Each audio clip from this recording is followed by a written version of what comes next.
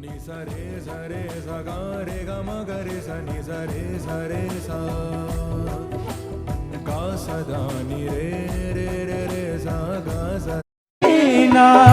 मन की वासना बुद्धि नहीं निर्मल की है, झूठी दुनियादारी से क्या आशा मोक्ष के फल की है। अब भी कर ले जो करना, क्यों देर आज और कल की है। तुझको क्या है खबर जिंदगी तेरे कितने पल की है। यम के दूत पकड़ जब लेंगे तब क्या धर्म कमाएगा। यम के दूत पकड़ जब लेंगे तब क्या धर्म कमाएगा। तू राम नाम ना गाएगा, तू राम नाम ना गाएगा।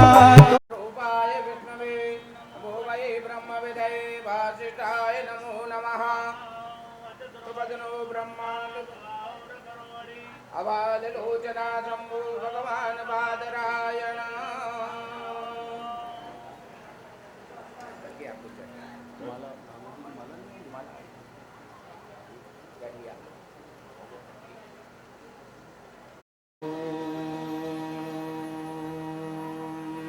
नमो भगवते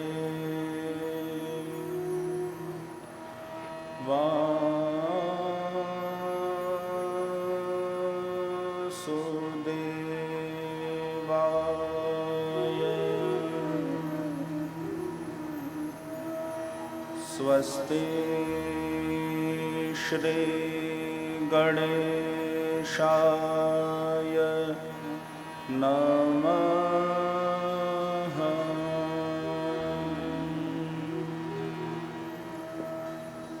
श्री सरस्वत्यै नमः।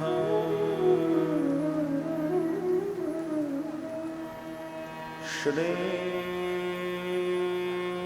गुरुभ्यो नमः।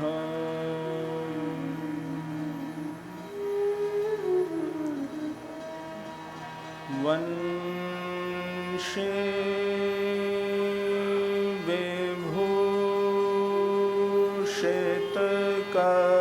विभूषितकरान्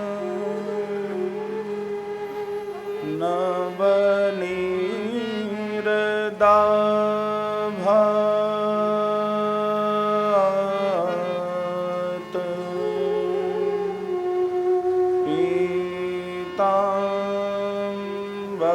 पीताम्बराद्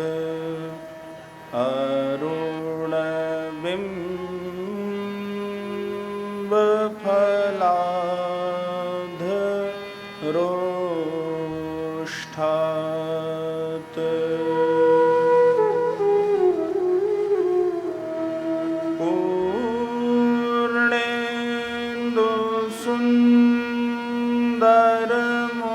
पूर्णेन्दुसुन्दरमुखाद्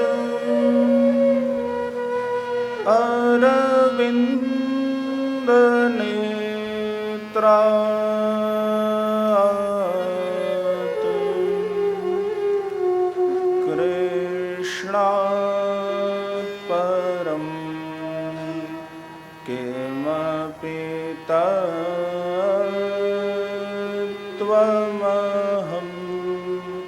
न जाने।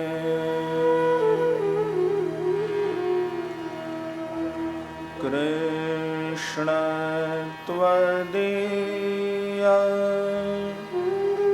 पदपङ्कज पंजरान्ते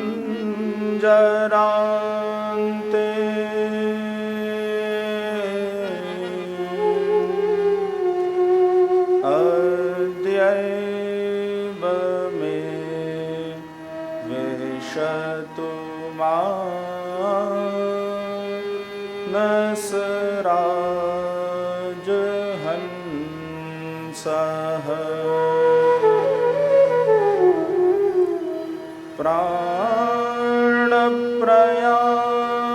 प्राणप्रयाणसमये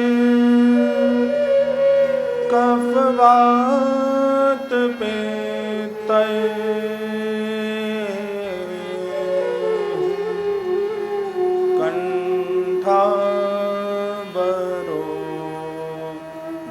कंठावरोधनवेधौ स्मरणं कुतस्ते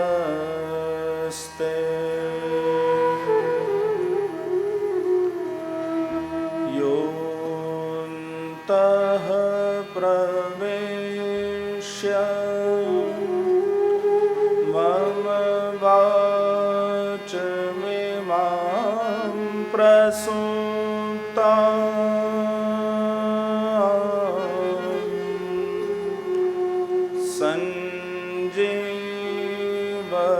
सञ्जीवयत्य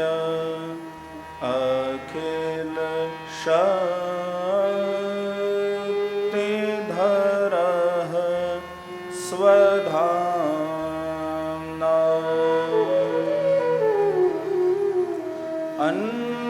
अन्यांश्च हस्तचरण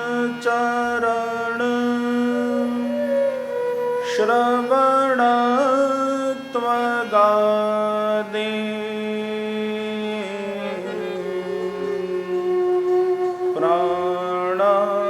प्राणान्नमो भगवते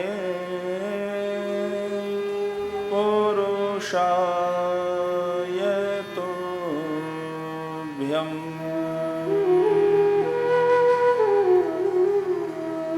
यं प्रव्रजन्त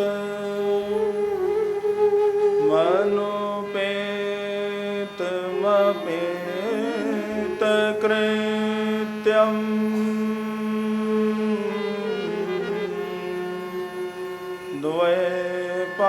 द्वैपायनो विरह कातर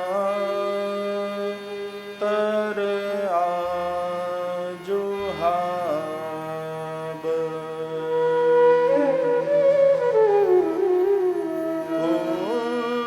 पुत्रेति तन्मयतया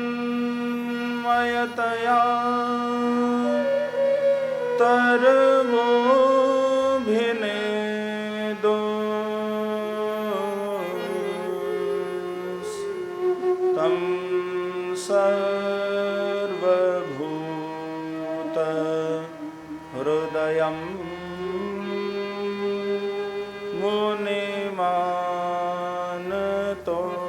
मुनिमानतोऽस्मि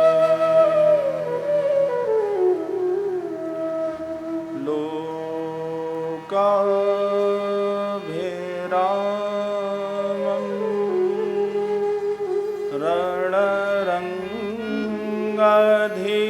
रणरङ्गधीरम्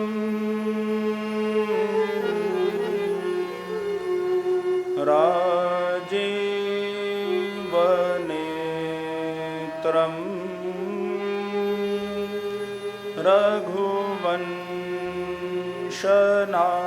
रघुवंशनाथं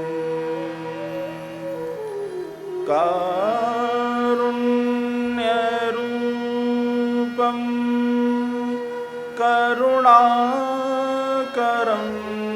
तं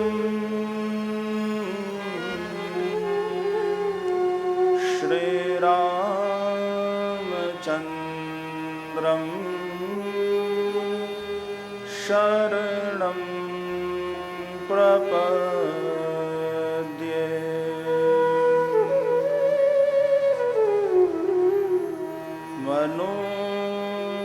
मनोजवं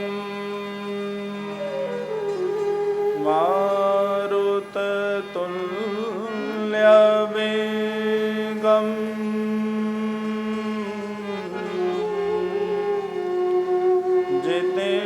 जितेन्द्रियं बुद्धिमताम् वरिष्ठं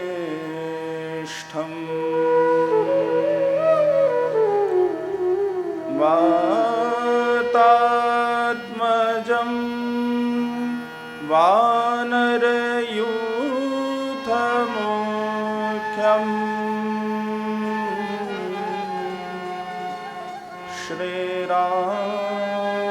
श्रीरामदूतं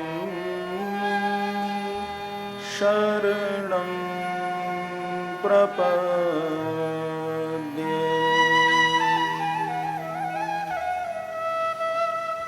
श्री वृंदावन बिहारी लाल की जय।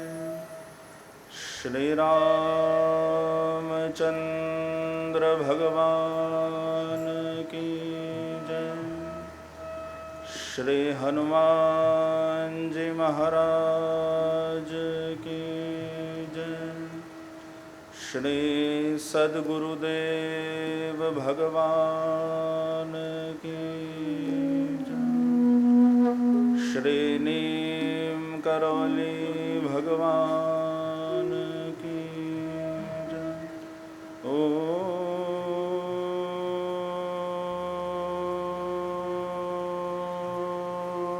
नमः पार्वती पतये। हर हर महादेव। हरि ओम। मेरे तो आधार राधा रानी के चरणार बिंद। मेरे तो आधार राधा रानी के चरणार बिंद। मेरे तो आधार राधा रानी के चरणार बिंद। मेरे तो आधार राधा रानी के चरणार बिंद। राधा के चरणार बिंद माधव के चरणार बिंद। राधा के चरणार बिंद माधव के चरणार बिंद। राधा के चरणार बिंद माधव के चरणार बिंद।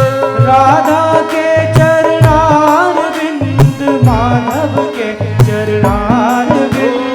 मेरे तो आधार राधे श्याम के चरणार बिंद।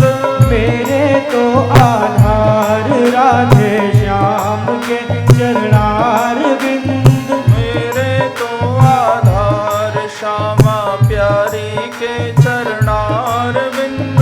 मेरे तो आधार श्यामा प्यारी के चरणार बिंद। श्यामा के चरणार बिंद राधे के चरणार बिंद। श्यामा के चरणार बिंद राधे के चरणार बिंद। श्याम के चरणार बिंद श्यामा के चरणार बिंद। श्याम के चरणार बिंद श्यामा के चरणार बिंद। ओ मेरे तो आधार खाटू श्याम के चरणार बिंद।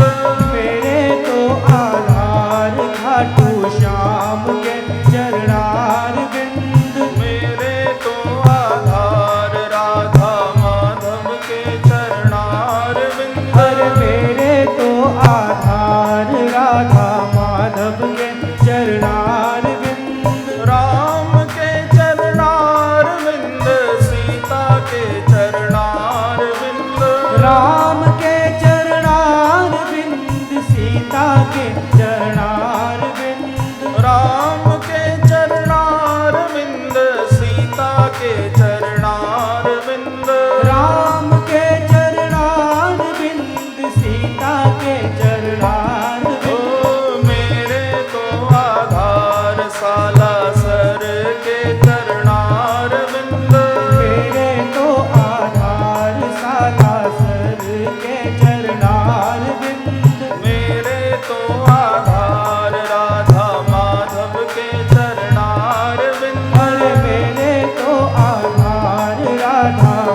माधव के चरणार बिंद, राधा के चरणार बिंद, गोविंद के चरणार बिंद, राधा के चरणार बिंद, गोविंद के चरणार बिंद, राधा के चरणार बिंद, गोविंद के चरणार बिंद, राधा के चरणार बिंद, गोविंद के चरणार बिंद। ओ मेरे तो आधार राजा राम के चरणार बिंद, मेरे तो आधार राजा राम के चरणार बिंद, मेरे तो आधार सीता राम के चरणार बिंद, मेरे तो आधार सीता राम के चरणार बिंद, राम के चरणार बिंद, हनुमान के चरणार बिंद,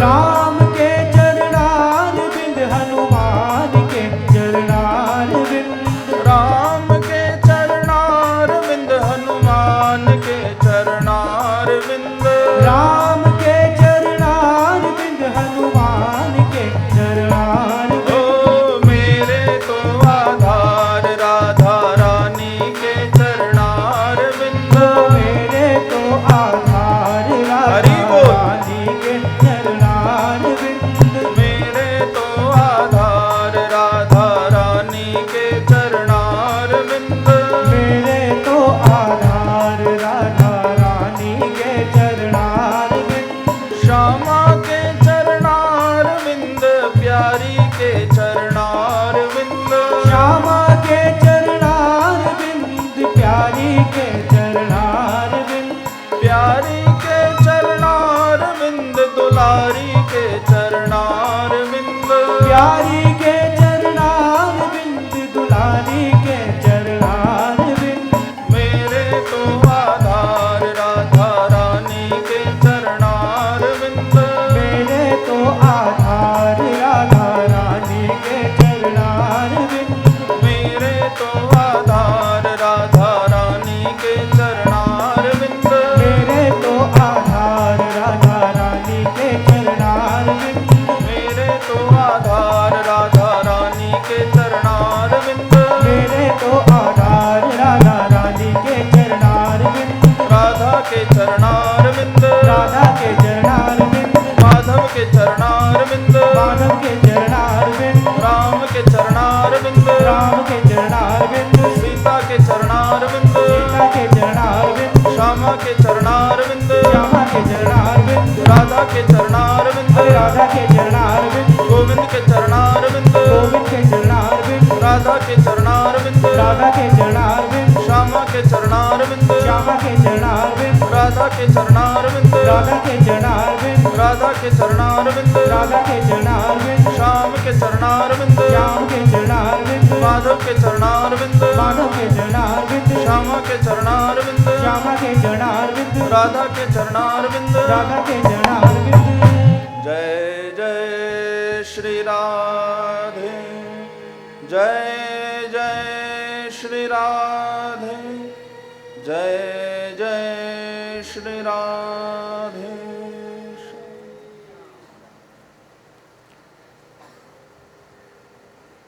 परम मंगलमय परात्पर अखिलेश्वर अकारण करुण करुणा वरुणालय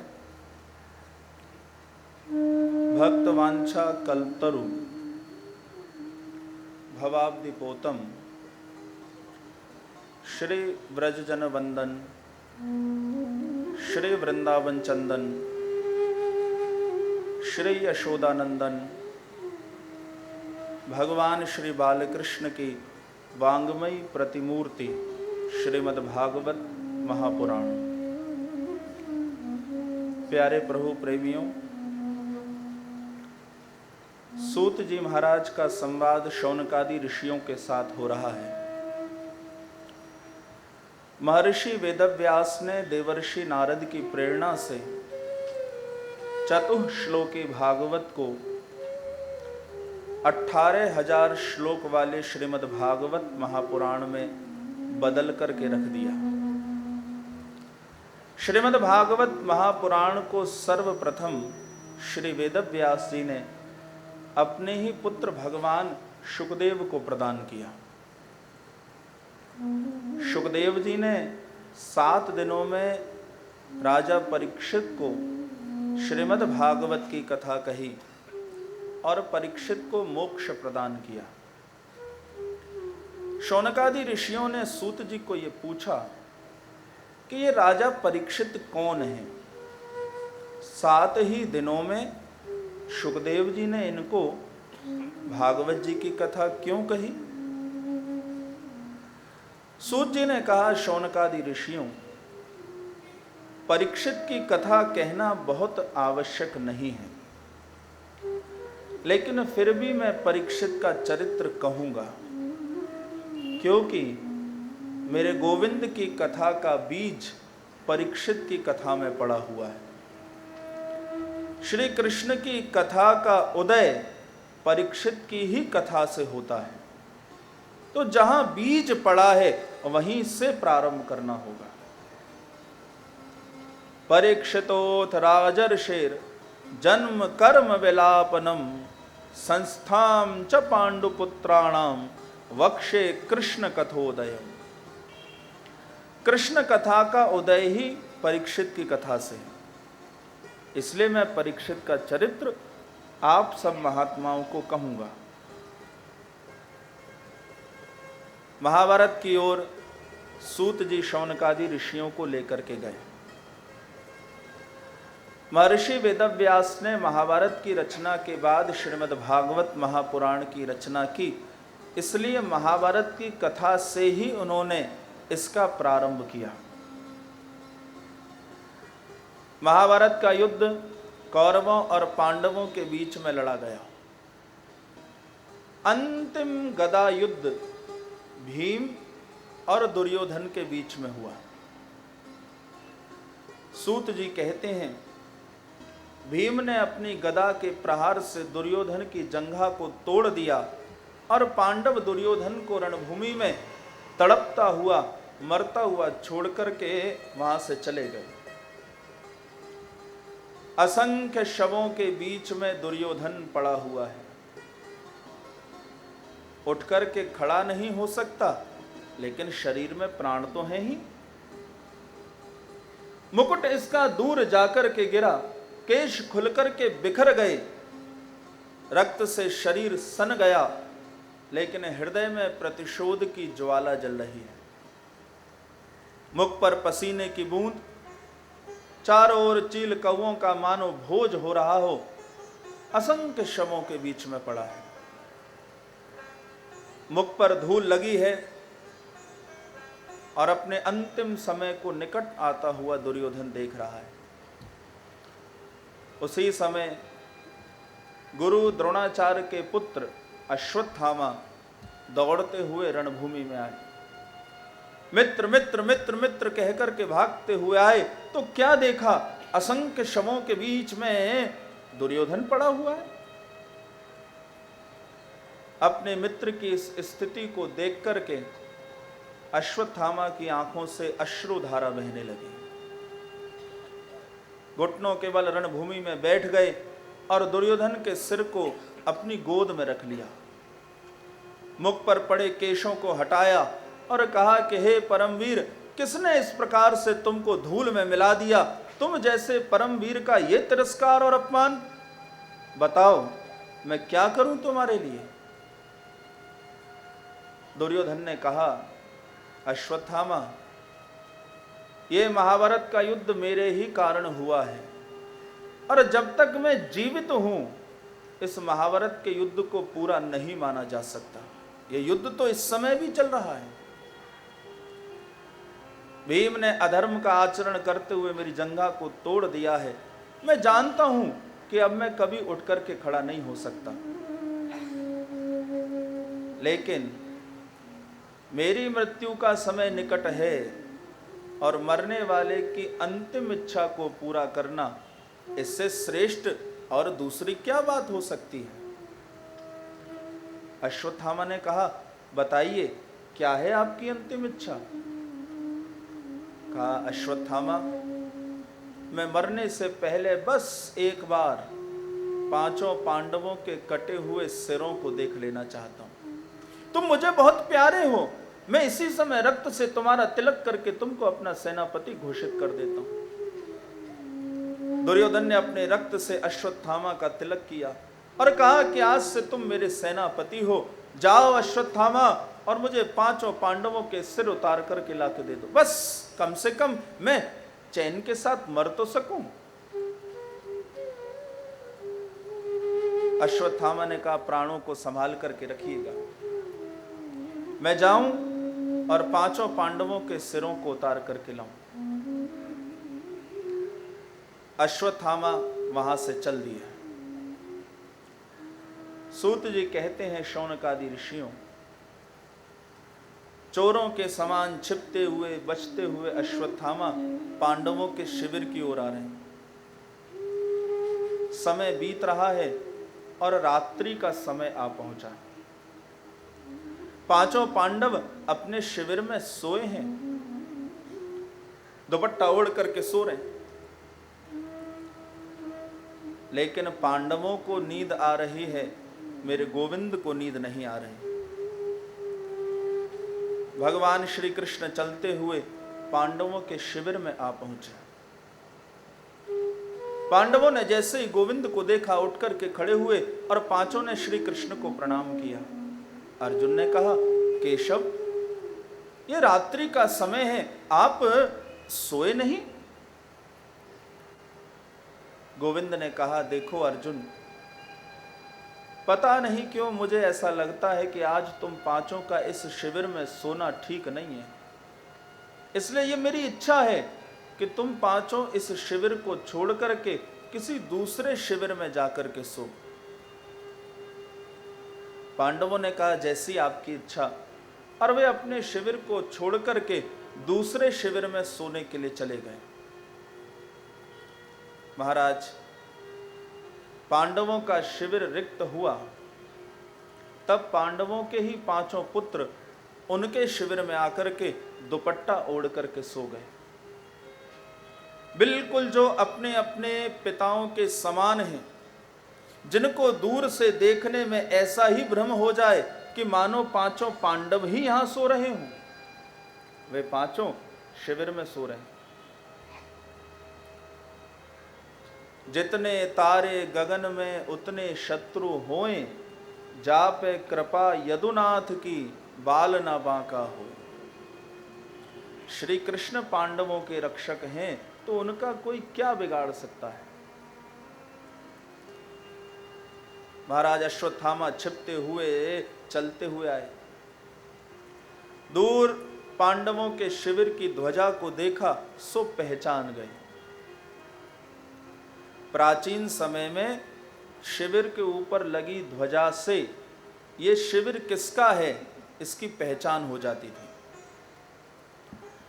आज भी आप राजस्थान की भूमि पर जाएं तो किसी भी रियासत के अंदर जब जाते हैं और वहाँ राजा का जो महल होता है, उस महल पर दो ध्वजाएं लगी होती हैं। एक ध्वजा बड़ी होती है और दूसरी ध्वजा छोटी होती है। बड़ी ध्वजा उस राज्य की प्रतीक है कि वो रियासत किसकी है, और छोटी ध्वजा जो होती है वो राजा की प्रतीक होती है। राजा जब महल के अंदर होते हैं तो शिखर पर छोटी ध्वजा भी होती है, और जब राजा अपनी रियासत को छोड़ करके बाहर कहीं जाते हैं तो छोटी ध्वजा को शिखर से उतार करके अंदर रख दिया जाता है। तो इससे प्रजा को ये ज्ञान हो जाता है कि हमारे राजा इस समय महल में नहीं, वे राजधानी के बाहर गए हों। आज भी ये नियम है। और वे जब लौटते हैं, विमान के द्वारा बाहर से आते हैं, तो जिस समय वे अपने पैर को रखते हैं उसी समय ठीक छोटी ध्वजा को शिखर पर चढ़ाया जाता है। तो ये सूचित हो जाता है कि राजा बाहर से लौट करके अपने राजधानी में आ गए हैं। ध्वजा की बड़ी महिमा होती है। अश्वत्थामा ने देखा ध्वजा को पांडवों ने शिविर तो बदल दिया लेकिन ध्वजा तो ना बदली। पहचान गए, यही पांडवों का शिविर है। प्रत्यक्ष युद्ध करके तो इनको मार नहीं सकता, चलो सोते हुए इनके सिरों को उतार लूं। और ऐसा विचार करके अश्वत्थामा रात्रि के अंधकार में शिविर के अंदर प्रवेश करके आए। पांडवों के पांचों पुत्र वहां शयन कर रहे हैं, दुपट्टा ओढ़ रखा है, अंधकार है। अश्वत्थामा ने समझा पांचों पांडव ही सो रहे हैं। मयान से तलवार बाहर निकली और एक एक करके पांचों सिरों को खेल ही खेल में धड़ से अलग कर लिया। केशों से सिरों को पकड़ा और उन सिरों को संभाल करके अश्वत्थामा रणभूमि की ओर दौड़ करके आने लगे।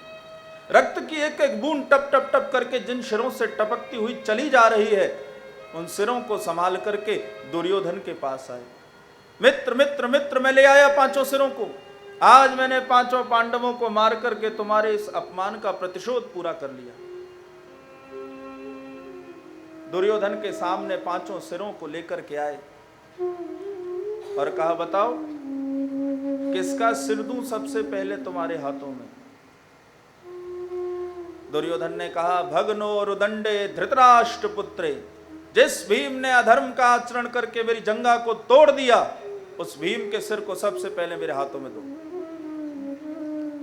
अश्वत्थामा ने भीम के पुत्र का सिर दुर्योधन के हाथों में दे दिया। जैसे ही सिर को दबाया, सिर तो फूट गया। कहा, नहीं नहीं नहीं अश्वत्थामा, ये भीम का सिर नहीं हो सकता।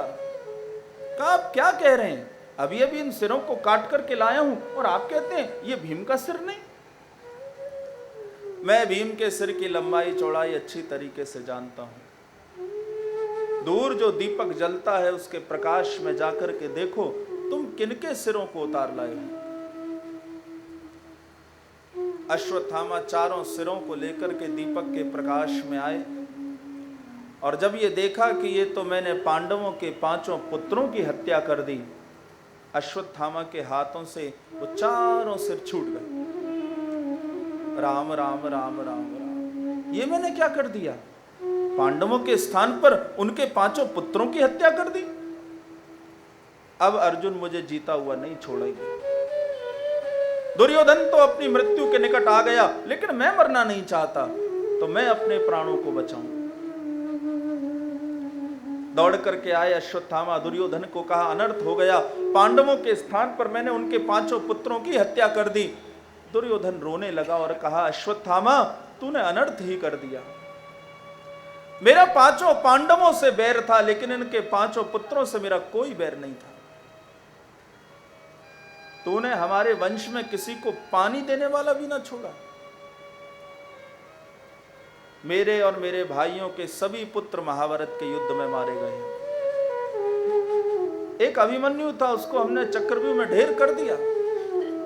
ये 5 बचे थे, इन 5 को तूने मार दिया।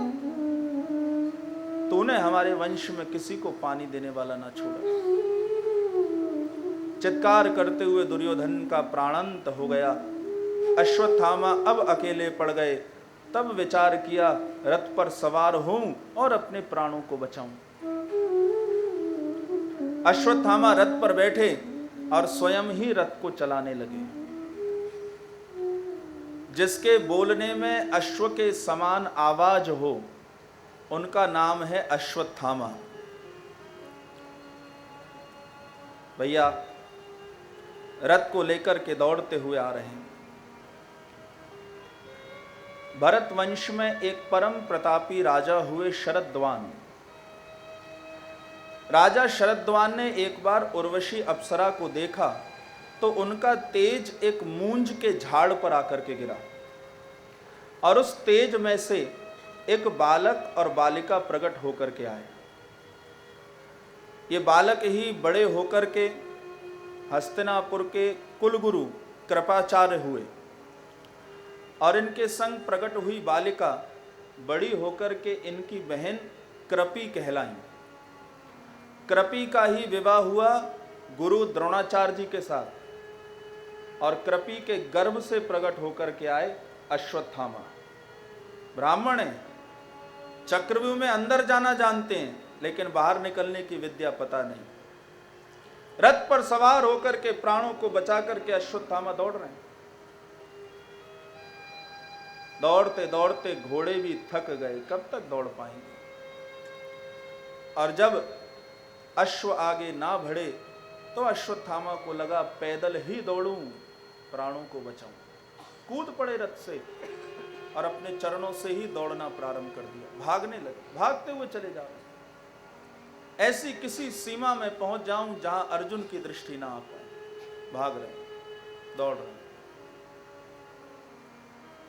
ब्रह्म मुहूर्त का समय आया सज्जनों, और पांडवों के शिविर से रक्त की धारा बहती हुई बाहर आ निकली। सैनिकों ने जैसे ही रक्त की धारा को बहता हुआ देखा, तुरंत दौड़ करके आए शिविर में अंदर।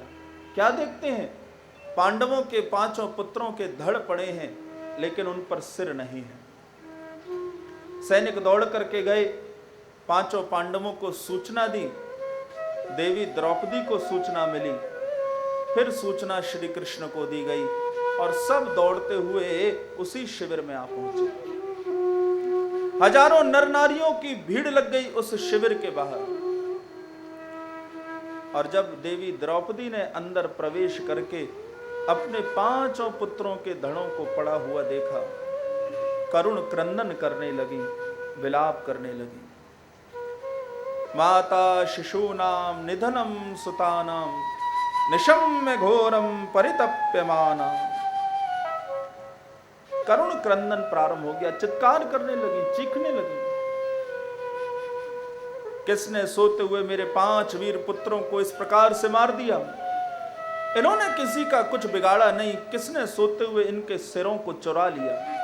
कौन ले गया इनके सिरों को? उतार करके चीखने लगी, चिल्लाने लगी।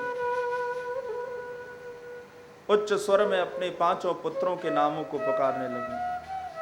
हे श्रुतसेन, हे श्रुत कीर्ति, हे शतानीक, हे श्रुतकर्मा, हे प्रतिबिंध्य, पुकारने लगी अपने 5 पुत्रों को।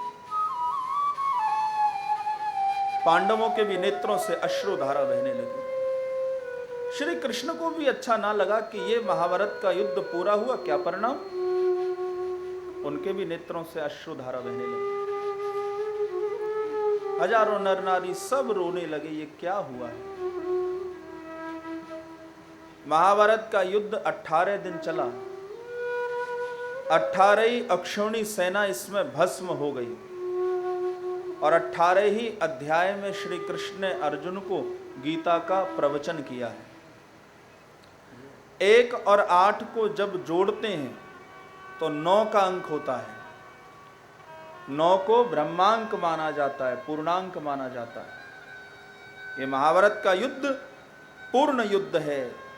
इस युद्ध के बाद सीधे युग परिवर्तन होगा।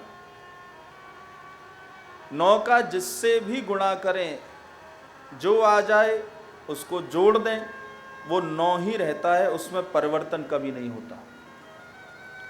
9 का गुणा 1 से करेंगे 9 ही रहेगा। 9 का गुणा 2 से करेंगे 18 आएगा। 1 और 8 को जोड़ेंगे फिर 9 हो जाएगा। 9 का गुणा 3 से करेंगे 27 आएगा। 2 और 7 को जोड़ देंगे फिर 9 हो जाएगा। 9 में कभी परिवर्तन नहीं होता, इसलिए 9 को पूर्णांक माना जाता है, ब्रह्मांक कहा जाता है। 8 का अंक माया का प्रतीक है, 9 का अंक ब्रह्म का प्रतीक है। 5 पांडव रो रहे हैं, मेरे गोविंद भी रोने लगे। देवी द्रौपदी करुण क्रंदन कर रही हैं, और अर्जुन को आया उसी समय क्रोध। कहा, हे देवी, जिसने भी सोते हुए हमारे इन 5 पुत्रों को यूं इस प्रकार से खेल ही खेल में समाप्त कर दिया, उस हत्यारे को मैं जीवित नहीं छोड़ूंगा, ये प्रतिज्ञा करता हूं। लेकिन कौन है वो? सबकी दृष्टि मेरे गोविंद की ओर घूमी। भगवान श्री कृष्ण के नेत्र बंद हुए, और फिर भगवान के मुख से अश्वत्थामा का नाम निकला। अश्वत्थामा के नाम को सुना अर्जुन की भुजाएं फड़कने लगी, और कहा, गोविंद, इसी समय चलिए, दुष्ट अश्वत्थामा को पकड़ करके लाऊं, और देवी द्रौपदी जैसे कहें वैसे ही उसको मृत्युदंड दूं। रथ पर सवार हुए श्री कृष्ण और अर्जुन आज मेरे प्रभु फिर सारथी हुए और अर्जुन को लेकर के चले अश्वत्थामा को ढूंढने के लिए। महाराज पैदल भाग रहा है अश्वत्थामा। अर्जुन का रथ जैसे ही सामने आ पहुंचा, अश्वत्थामा ने अपने को बचाने के लिए अर्जुन के साथ युद्ध करना प्रारंभ कर दिया। उस युद्ध में अर्जुन के हाथों वे पराजित हुए। ऐसा निंदित कर्म किया तो तेज समाप्त हो गया, पराजित हुए और अर्जुन ने अश्वत्थामा को बांध करके अपने रथ में पटक लिया। विष्णु और जिष्णु रथ में सवार होकर के आए उसी शिविर की ओर जहां देवी द्रौपदी, बचे पांडव और हजारों नर नारी क्रंदन कर रहे हैं, चित्कार कर रहे हैं। रथ से उतार के अश्वत्थामा को शिविर के अंदर लाए, धक्का दिया, देवी द्रौपदी के चरणों में गिर गए। मुकुट गिर गया, केश खुल करके बिखर गए। अश्वत्थामा को भी लगा कि ये मेरा अपमान ही है, नेत्र क्रोध से लाल हो गए, लेकिन देवी द्रौपदी के नेत्रों से तो करुणा ही बह रही है। श्रीमद् भागवत के प्रथम स्कंद में 3 भागवत स्त्रियों के चरित्र हैं, ध्यान से सुनना। पहला चरित्र देवी द्रौपदी का है, दूसरा चरित्र उत्तरा का है और तीसरा चरित्र कुंती का है।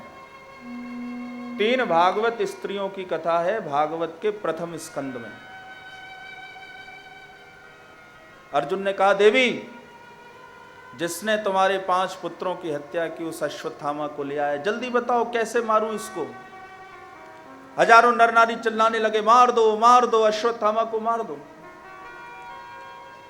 लेकिन धन्य है देवी द्रौपदी, कैसा चरित्र है, देखने लायक बात। अश्वत्थामा को देखा अपने चरणों में तो हाथ जोड़ करके अश्वत्थामा को प्रणाम किया। पशु के समान जो पाश में बद्ध पड़ा है चरणों में, अश्वत्थामा को प्रणाम किया और कहा, देवी द्रौपदी ने अर्जुन को, आप पूछ रहे हैं इनको कैसे मारा जाए, तो मेरे मन में एक ही इच्छा है। अर्जुन ने कहा, जल्दी बताओ। बोले, मैं यही चाहती हूं कि इनको बंधन मुक्त करके छोड़ दिया जाए। उवाच चासहन्तस्य बंधना नयनम सती मुच्यताम मेष ब्राह्मणो नितराम गुरु। छोड़ दीजिए, मुच्यताम मेष। अर्जुन ने कहा, क्या कह रही हो देवी, तुम्हारे मन में दया का भाव आ गया, लेकिन मैंने प्रतिज्ञा की है, इसलिए मैं अश्वत्थामा को जीता हुआ नहीं छोड़ सकता। यदि इसको ना दिया मृत्युदंड तो मुझे अपना जीवित अग्नि संस्कार करना होगा, इसलिए जल्दी बताओ कैसे मारूं इसे। तुम कहो तो इसके छोटे छोटे टुकड़े करके चील कौओं में बांट दूं, तुम कहो तो जीवित ही इसको जल के अंदर डुबो दूं, तुम कहो तो भूमि में इसको गाड़ दूं, तुम कहो तो अग्नि संस्कार इसका कर दूं, जल्दी बताओ कैसे मारूं इसको। द्रौपदी ने कहा, पहला, ये ब्राह्मण है और ब्राह्मण किसी भी स्थिति में वध के योग्य नहीं होता, इनको छोड़ दीजिए, मेरा इनसे कोई बैर नहीं है। रोती हुई चली जा रही हैं शौनकादि ऋषियों और फिर कहा, देखो ये गुरु पुत्र हैं, जिन गुरु की कृपा से अस्त्र शस्त्र पकड़ना आप लोगों ने सीखा, उनके ही पुत्र की हत्या कर देंगे? नहीं नहीं, ये तो अपराध हो जाएगा, इनको छोड़ दीजिए, मेरा इनसे कोई बैर नहीं। इन्होंने मेरे 5 पुत्रों को मारा, मैं करुण विलाप कर रही हूं, रो रही हूं। ये तो अपनी माता के इकलौते पुत्र हैं, यदि आप इन्हें मार देंगे तो इनकी मां को कितनी पीड़ा होगी, कितना कष्ट होगा। मैं स्त्री हूं, इसलिए स्त्री की पीड़ा को समझ सकती हूं, ये बात आपको समझ में ना आएगी, इनको छोड़ दीजिए। इनको मारने से मेरे मरे हुए 5 पुत्र लौट करके आ नहीं सकते, इसलिए मेरी एक ही प्रार्थना है कि मुच्यताम मेष, इनको छोड़ दिया जाए। भीम ने कहा, अर्जुन ऐसी गलती भी ना करियो, यदि तूने इसको छोड़ दिया तो मैं इसको जीता हुआ नहीं छोड़ूंगा। अब समझ में ना आया कि क्या किया जाए। पांडव कहने लगे, अश्वत्थामा को मार दें, देवी द्रौपदी ने कहा इन्हें छोड़ दें, हजारों नर नारी चीख रहे हैं कि मार दो अश्वत्थामा को, अब क्या किया जाए।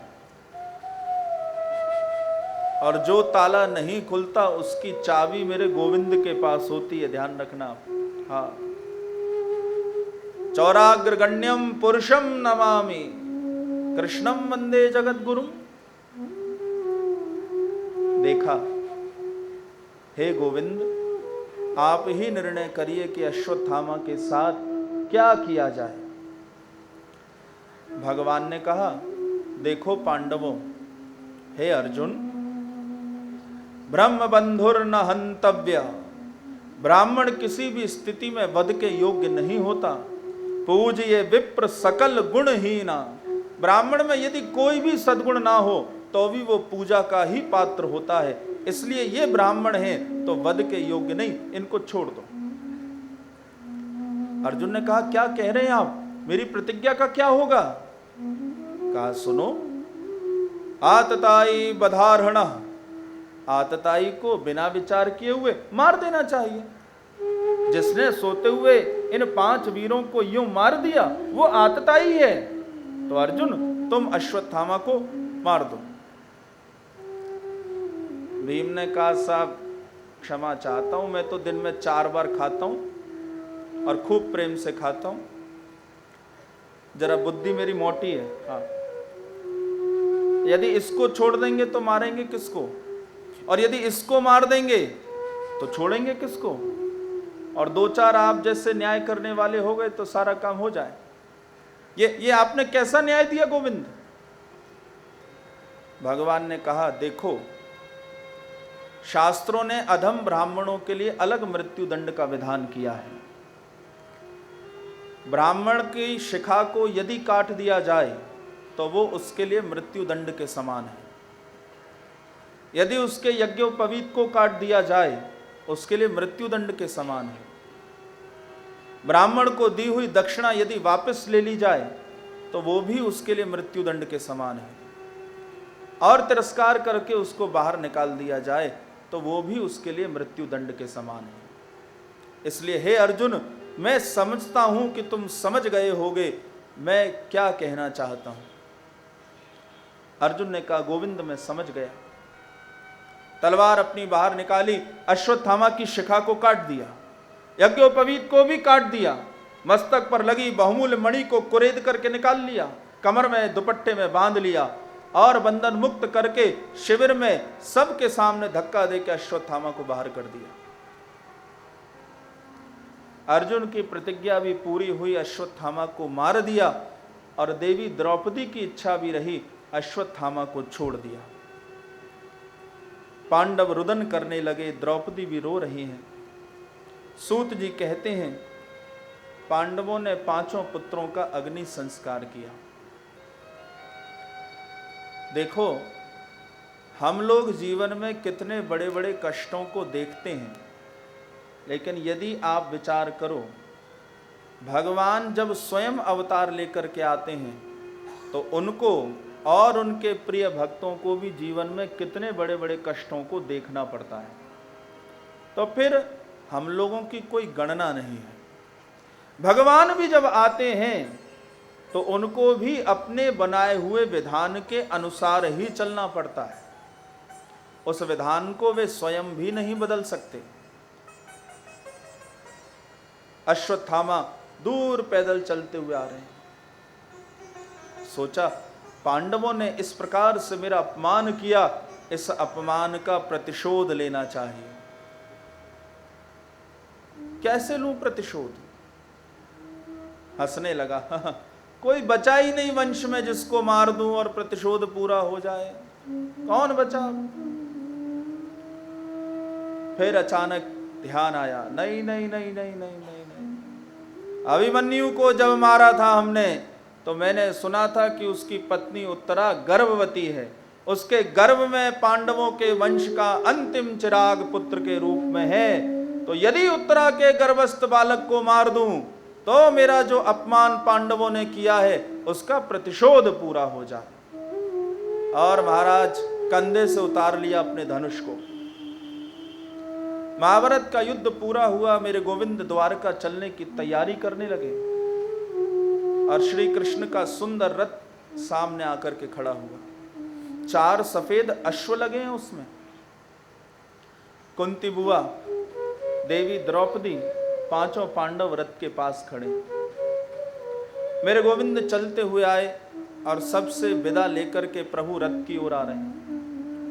अश्वत्थामा ने उत्तरा के गर्भस्थ बालक को बनाया लक्ष्य, ब्रह्मास्त्र का किया मंत्रोच्चारण, दिव्यास्त्र प्रकट हुआ, धनुष पर चढ़ाया, प्रत्यंचा को नाक की सीध में खींचा और उत्तरा के गर्भस्थ बालक को लक्ष्य बनाकर के अश्वत्थामा ने ब्रह्मास्त्र को छोड़ दिया। श्री ब्रह्मा जी कमल के फूल पर दिव्यास्त्र के सामने प्रकट होके आए, ज्वालाएं दिव्यास्त्र से निकलने लगी और ये ब्रह्मास्त्र दौड़ता हुआ सीधे उत्तरा की ओर आया।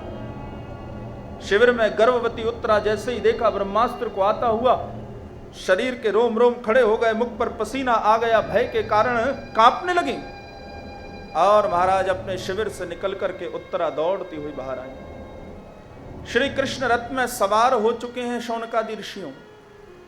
दौड़ती हुई उत्तरा आई और आकर के पीछे से गोविंद के चरणों को पकड़ लिया और कहा, पाहि पाहि महायोगिन देव देव जगतपते, नान्यम त्वद भयम पश्ये यत्र मृत्यु परस्परम।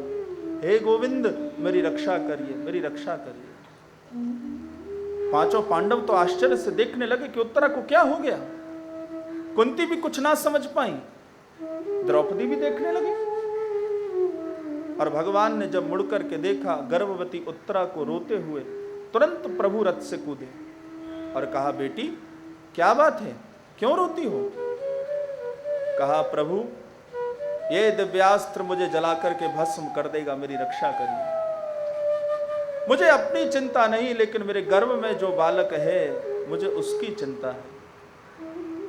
ये हमारे वंश का अंतिम चिराग है। भगवान ने कहा, चिंता ना करो बेटी, तुम अपने मन में मातृत्व भाव लाओ। और जैसे ही उत्तरा के मन में मातृत्व भाव आया, सज्जनों, एक रूप से श्री कृष्ण बाहर खड़े रहे और दूसरा सूक्ष्म रूप लेके उत्तरा के गर्भ में ठाकुर जी प्रकट हो गए। बोलिए उत्तरायण भगवान की जय। उत्तरा के उदर को अपना निवास बनाया, भगवान उत्तरायण हुए और अश्वत्थामा के ब्रह्मास्त्र को, अपनी कौमुदकी गदा को चक्र के समान घुमा के भगवान ने शांत कर दिया। एक रूप से बाहर खड़े, बेटी अब तो तुम्हें कोई भय नहीं, अब तो तुम्हारे मन में कोई चिंता नहीं। कहा, नहीं प्रभु, मैं स्वस्थ अनुभव करती हूं। भगवान के नेत्र सजल हो गए। सूत जी कहते हैं, शौनकादि ऋषियों, भगवान ने उत्तरा के ऊपर जो कृपा की, इसको कुंती बुआ को छोड़ के वहां खड़ा कोई दूसरा ना समझ पाया। लेकिन आज कुंती बुआ ने पकड़ लिया कि भगवान ने उत्तरा के ऊपर क्या कृपा की है। और कुंती ने हाथ जोड़ करके भगवान द्वारकाधीश की स्तुति करना प्रारंभ कर दिया। स्तुति करते हुए कहा कि हे गोविंद, नमस्ये पुरुषम त्वाद्यम ईश्वरम प्रकृतिः परम अलक्ष्यम सर्वभूतानाम अंतर बहिर्वस्थितम। मैं आपको बारंबार चरणों में नमस्कार करती हूं।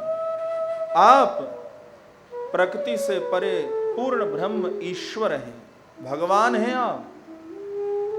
आप सबके अंदर भी हैं और आप सबके बाहर भी हैं।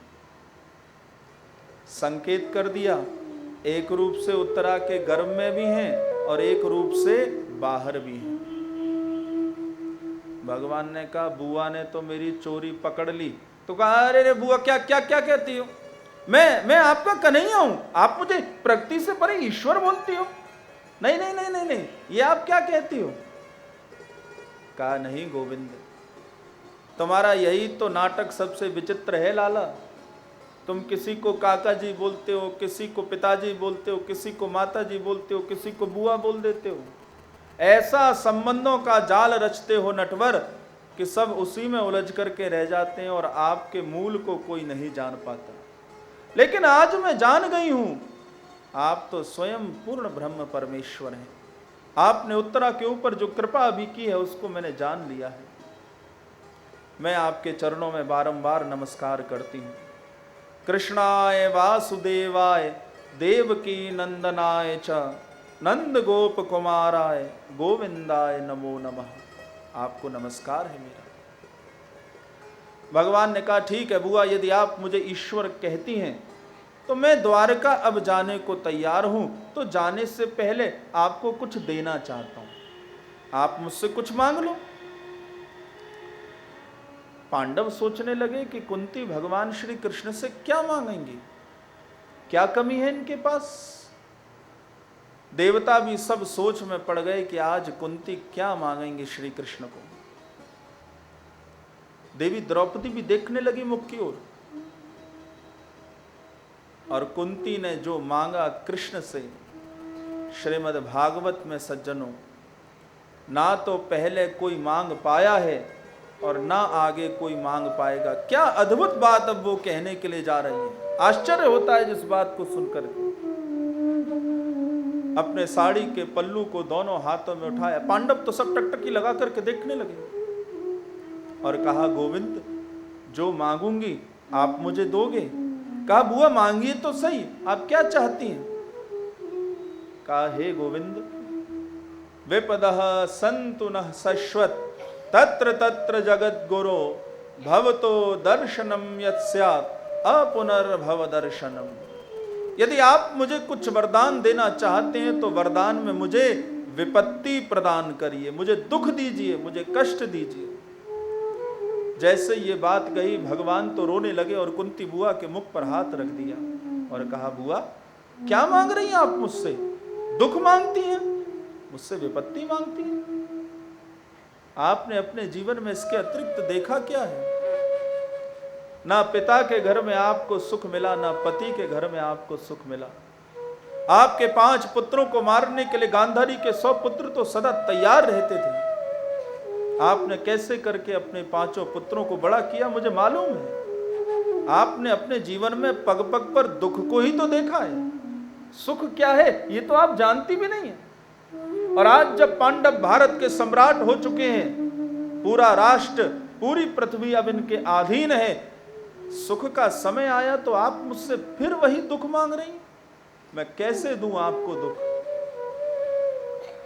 कुंती बुआ के नेत्र सजल हाथ जोड़ करके कहा प्रभु यह सत्य है कि मेरे जीवन में पग पग पर दुख आता रहा, कष्ट आते रहे, विपत्ति आती रही, लेकिन दुख में, कष्ट में, विपत्ति में आपका वरद हस्त भी हमारे ऊपर बना रहा। आज मेरे पुत्र भारत के सम्राट हो चुके हैं, आप हमें छोड़ करके द्वारका जा रहे हैं।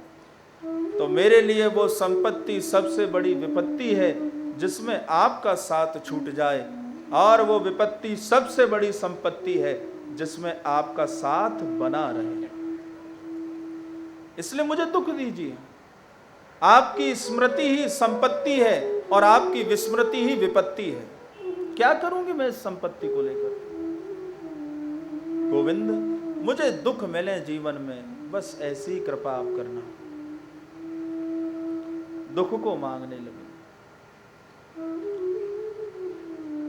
सुख के माथे सिल पड़े जो हरि हृदय से जाएं, बलिहारी व दुख की जो पल पल नाम जपाएं। सुख में प्रभु को भूल जाते हैं और दुख में पल पल प्रभु का स्मरण होता है। कुंती बुआ अपने भजन के लिए ही तो दुख मांग रही हैं, जिससे गोविंद का भजन होता रहे। सुख में हम लोग कहां प्रभु का स्मरण कर पाते हैं, इसलिए दुख मांग रहे हैं। कहे हनुमंत विपत्ति प्रभु सोई, जब तब सुमिरन भजन ना हो। जीवन में विपत्ति तब ही है जब भगवान का भजन बंद हो जाए, और जीवन की संपत्ति भी तब ही है जब भगवान का भजन चलता रहे। दुख से क्या घबराना जीवन में। भगवान से हम सुख मांगते हैं, मांगना चाहिए, इसमें कोई दोष नहीं है, लेकिन सुख के साथ एक दुख को भी मांग लेना चाहिए। सुख जब होता है तो परिवार टूट जाते हैं, और दुख जब होता है तो परिवार बंधे रहते हैं। दुख के अंदर एक विशेष बात होती है कि संकट, दुख पूरे परिवार को बांध देता है, और जब आता है सुख और संपत्ति तो वो सुख, वो संपत्ति परिवार को तोड़ देती है। फिर क्या होता है, छोटे छोटे टुकड़ों में सब बट जाते हैं, और बटने के बाद क्या होता है, एक समय आता है लुप्त हो जाते हैं, कोई नाम लेने वाला भी नहीं होता। इसलिए सुख मांगने में दोष नहीं है, लेकिन भगवान से कुंती बुआ की तरह कभी कभी दुख भी मांग लेना चाहिए, क्योंकि दुख ही हमको बांध करके रख सकता है। सुख सुख सुख रहेगा तो टूट जाएंगे। कुंती बुआ ने भी दुख को मांगा, विपत्ति को मांगा। भगवान समझ गए इनके मन के भाव को। कहा, बुआ अब मैं द्वारका जा रहा हूं, इसलिए आप मुझसे विपत्ति मांगती हैं, दुख मांगती हैं, तो मैं अब कुछ दिन यहीं हस्तिनापुर में वास करूं, अभी द्वारका ना जाऊं। भगवान श्री कृष्ण द्वारका ना गए, शौनकादि ऋषियों वे हस्तिनापुर में ही वास कर रहे हैं। गन्ने के कितने भी टुकड़े कर दिए जाएं, वो अपनी मिठास को कभी नहीं छोड़ता। चंदन को कितना भी घिस दिया जाए, वो अपनी शीतलता को कभी नहीं छोड़ता। सोने को कितना भी तपा दिया जाए, वो अपनी चमक को कभी नहीं छोड़ता। और जीवन में कितनी ही बड़ी विपत्ति क्यों ना आ जाए, भगवान का भक्त वही है जो भगवान के भजन को ना छोड़े। महाराज, दिन रात भगवान का स्मरण होना चाहिए। सूत जी कहते हैं, आज रात्रि हस्तिनापुर में श्री कृष्ण वास कर रहे हैं। अचानक मध्य रात्रि उन्होंने रोने की आवाज सुनी। मेरे गोविंद मन में विचार करने लगे कि इतनी रात्रि ये रोने की आवाज। प्रभु बाहर निकल कर के आए कक्ष से।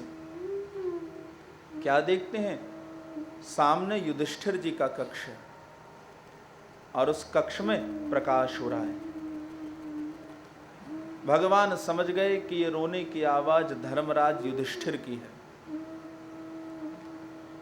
मेरे गोविंद युधिष्ठिर जी के कक्ष में चलते हुए आए, और जब कक्ष में प्रवेश किया तो देखा कि युधिष्ठिर जी सिंहासन पर बैठे हैं और रोते हुए चले जा रहे हैं। सामने हस्तिनापुर का राज मुकुट रखा है।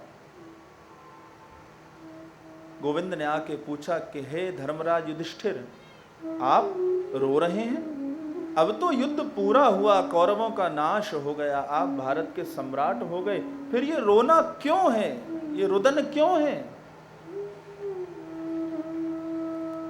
युधिष्ठिर जी ने कहा, गोविंद क्या बताऊं मैं आपको, इस हस्तिनापुर के राज मुकुट को जब पहनता हूं तो महाभारत के युद्ध में जितने भी वीर मारे गए, ये मुकुट उन सब के रक्त से मुझे सना हुआ दिखाई देता है। हस्तिनापुर के राज सिंहासन पर बैठता हूं तो मुझे लगता है कि जितने भी वीर युद्ध में मारे गए, उन सब के शवों के ऊपर यह सिंहासन रखा हुआ है।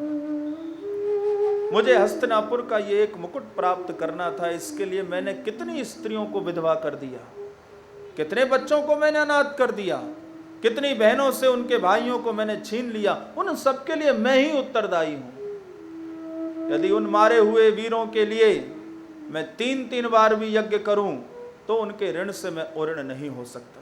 मैं क्या करूं गोविंद, मुझे समझ में नहीं आ रहा। एक अक्षौणी सेना में 21,870 रथ होते हैं।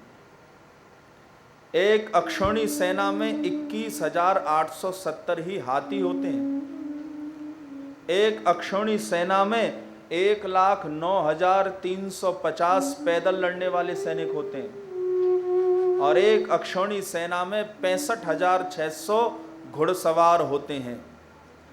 एक अक्षौणी सेना में इतने होते हैं इन्होंने तो 18 अक्षौणी सेना को भस्म कर दिया। कैसे मुक्त हूं उन सबकी मृत्यु के बोझ से, गोविंद मुझे समझ में नहीं आता। भगवान ने दिव्य उपदेश युधिष्ठिर जी को किया और कहा, धर्मराज, यह युद्ध कौरवों और पांडवों के बीच में नहीं था, यह युद्ध तो अधर्म और धर्म के बीच में था।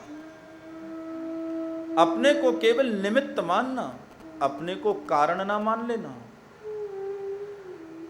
आप पांडवों की विजय इसलिए हुई क्योंकि आप धर्म के पक्ष में थे। मैं तो प्रत्येक युग में अंत में धर्म और अधर्म के युद्ध के बाद धर्म की मर्यादा की स्थापना करता हूं।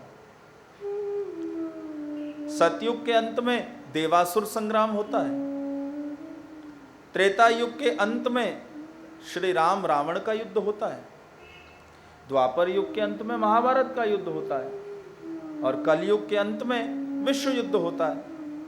तो मैं तो प्रत्येक युद्ध के द्वारा ही युग में परिवर्तन करता हूं और धर्म की मर्यादा की स्थापना करता हूं। इसलिए अपने को केवल निमित्त मानना, कारण ना मान लेना। धर्म के पक्ष में थे इसलिए आपकी विजय हुई। पृथ्वी का भार जो कौरव हुए हैं उनका अंत होना आवश्यक था। युधिष्ठिर जी को समझाया, लेकिन गोविंद की बात उनको समझ में ना आई। श्री कृष्ण के प्रति इनके मन में वात्सल्य भाव है। अब हमसे आयु में कोई छोटा हो, यदि वो सही उपदेश भी हमको करे तो क्योंकि हम अपने को बड़ा मानते हैं, इसलिए वो उपदेश हमारी समझ में नहीं आता।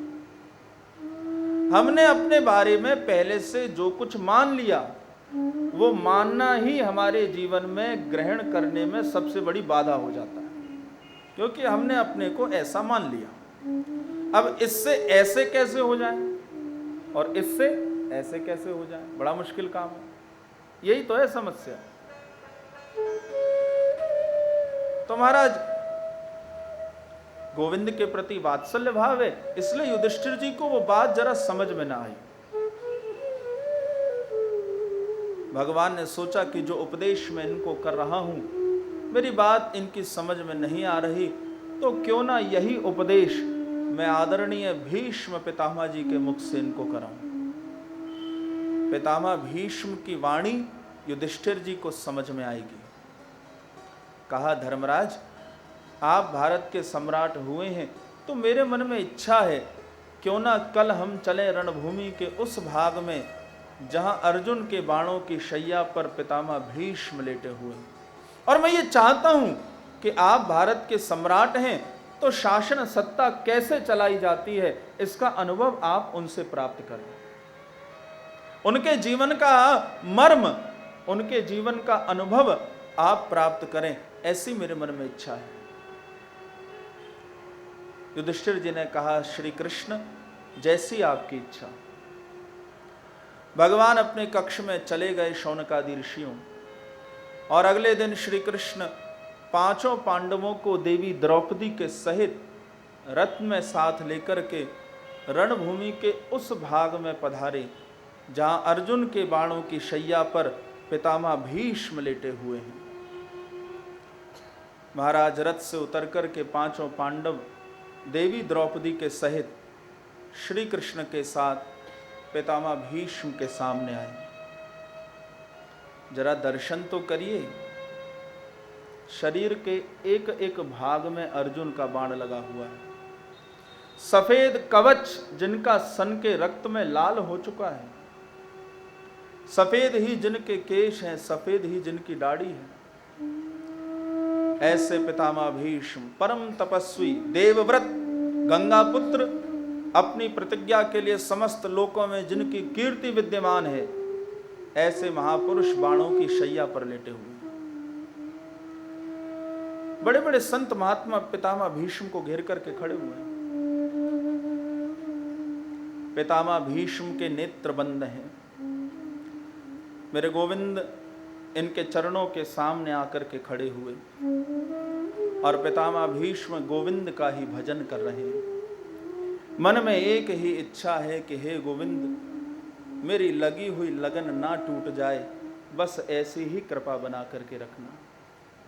तो आइए हम भी पितामह भीष्म के साथ मिलके गोविंद का भजन करें।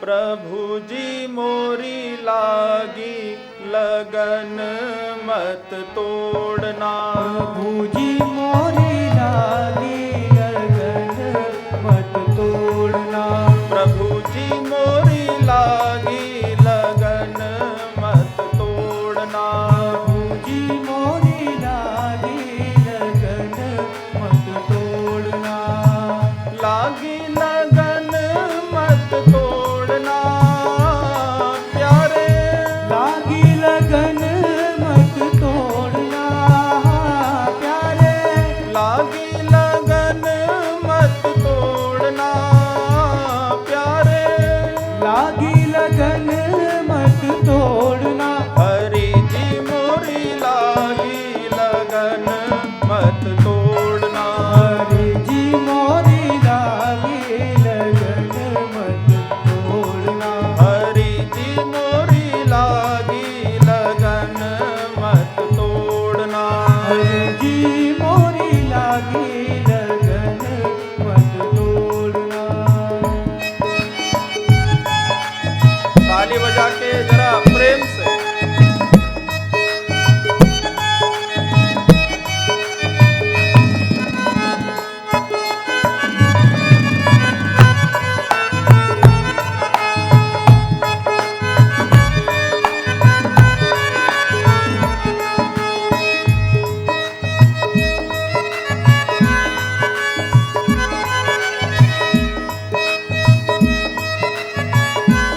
जय हो।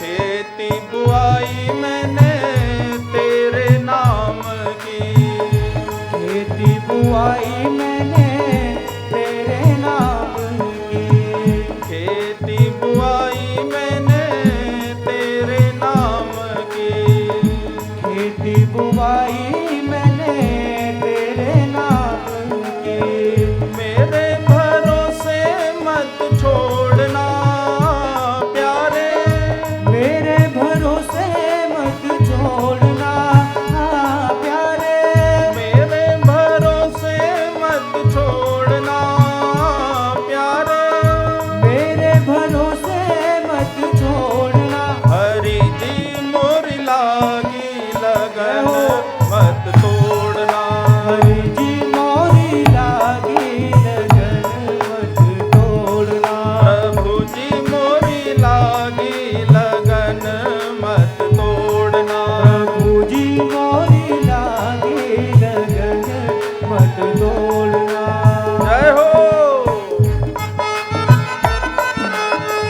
जय हो।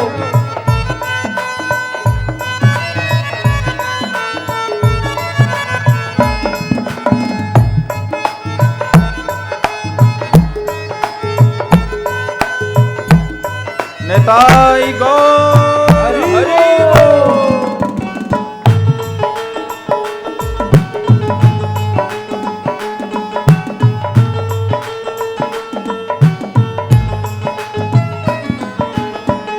जल है गहरा नाव पुरानी, जल है गहरा नाव पुरानी, जल है गहरा नाव पुरानी,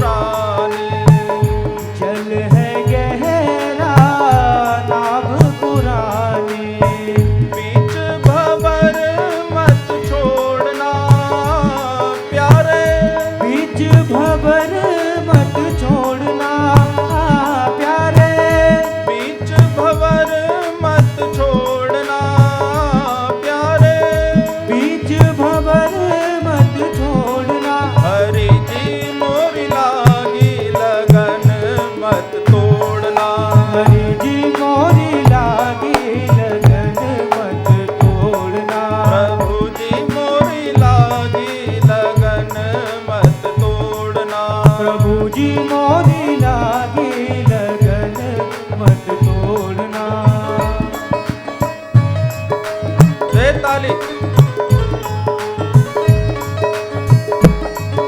बोल कृष्ण कन्हैया लाल की जय हो।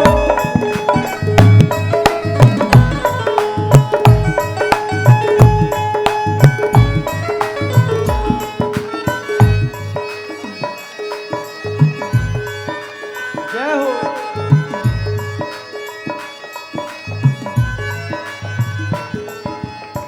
तू ही मेरा सेठ है, तू ही साहूकार है। तू ही मेरा सेठ है, तू ही साहूकार है। तू ही मेरा सेठ है, तू ही साहूकार है। तू ही मेरा सेठ है, तू ही साहूकार है। ब्याज पे ब्याज मत जोड़ना प्यारे। ब्याज पे ब्याज मत जोड़ना प्यारे। ब्याज पे ब्याज मत जोड़ना प्यारे। ब्याज पे ब्याज मत जोड़ना। हरि जी मोरी लागी जय हो। लगन मत तोड़ना। हरि जी मोरी लागे लगन मत तोड़ना। प्रभु जी मोरी लागी लगन मत तोड़ना। प्रभु जी मोरी लागे लगन मत तोड़ना।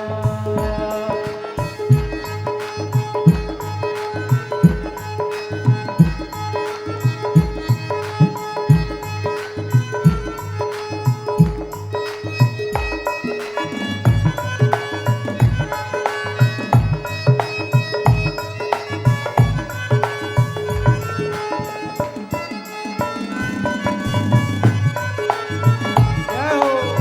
श्री राधे। दासी की बिनती सुन लीजो। दासी की विनती सुन लीजो।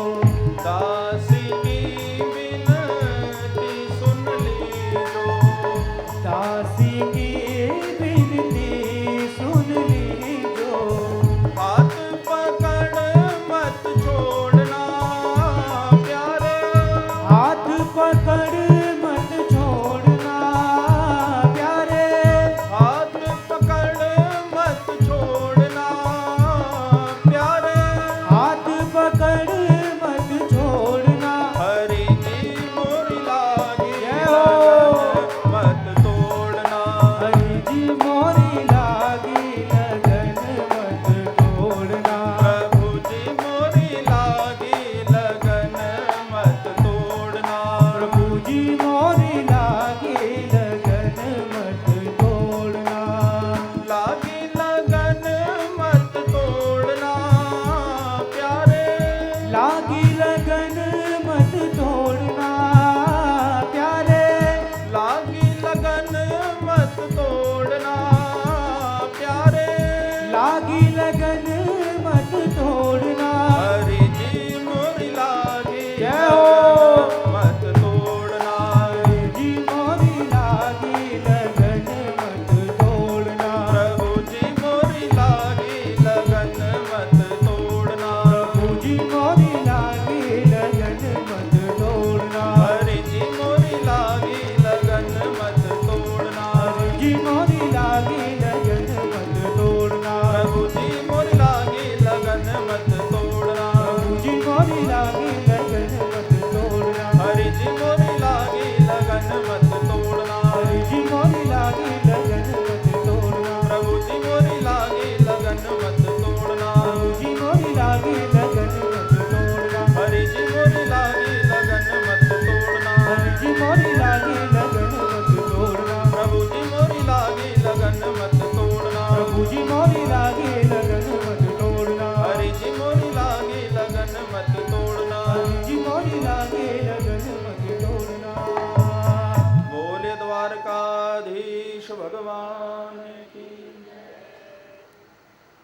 पितामह भीष्म के नेत्र बंद हैं, गोविंद का ही भजन कर रहे हैं और जैसे ही भजन किया नेत्र खुले तो सामने गोविंद को ही साक्षात खड़ा हुआ देखा। जब श्री कृष्ण को देखा पितामह भीष्म के नेत्र सजल हो उठे। भगवान के चरणों के सामने भक्त खड़ा हो ये अनेकों बार देखा, लेकिन भक्त लेटा हो और भगवान चरणों के सामने खड़े हो ये केवल यहीं पर देखा। हाथ जोड़े और श्री कृष्ण को प्रणाम किया। मेरे गोविंद ने पांडवों के सहित देवी द्रौपदी ने भी पितामह भीष्म को प्रणाम किया। पितामह भीष्म ने कहा, गोविंद स्वागत है आपका, मैं आपका ही स्मरण कर रहा था, लेकिन कितनी बड़ी कृपा आपने मेरे ऊपर कर दी। मैं स्वयं चल करके आपके पास ना आया तो आप स्वयं ही चल करके मेरे पास आ गए। आपके समान दयालु कौन होगा, आपके समान करुणा का भंडार कौन होगा। हे गोविंद, आपके चरणों में मेरा बारंबार प्रणाम है। श्री कृष्ण ने कहा, पितामह आपको जानकर के अब प्रसन्नता होगी कि आपके प्रिय पांडव भारत के सम्राट हो चुके हैं। मैं इनको लेकर के आया हूं, आप अपने जीवन का अनुभव इनको प्रदान करिए, जिससे आगे ये शासन को ठीक तरह से चला सकें। पितामह भीष्म के सामने पांचों पांडवों को द्रौपदी सहित गोविंद ने किया और स्वयं पीछे की ओर हट गए।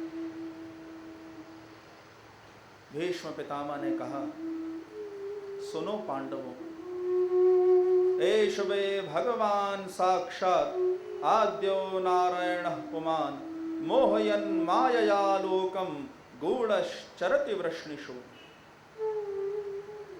ये गोविंद और कोई नहीं, स्वयं ईश्वर है, यही परब्रह्म है।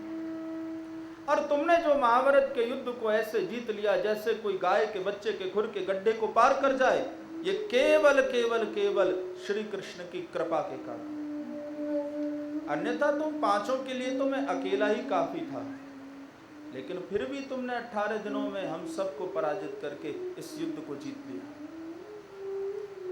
जीवन में कभी भी गोविंद के चरणार बिंदों को छोड़ ना देना, ऐसी भूल ना कर बैठना।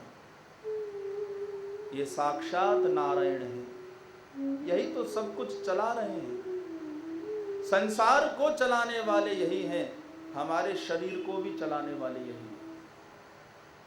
चरणों के स्वामी विष्णु ही होते हैं, संसार को भी चला रहे हैं।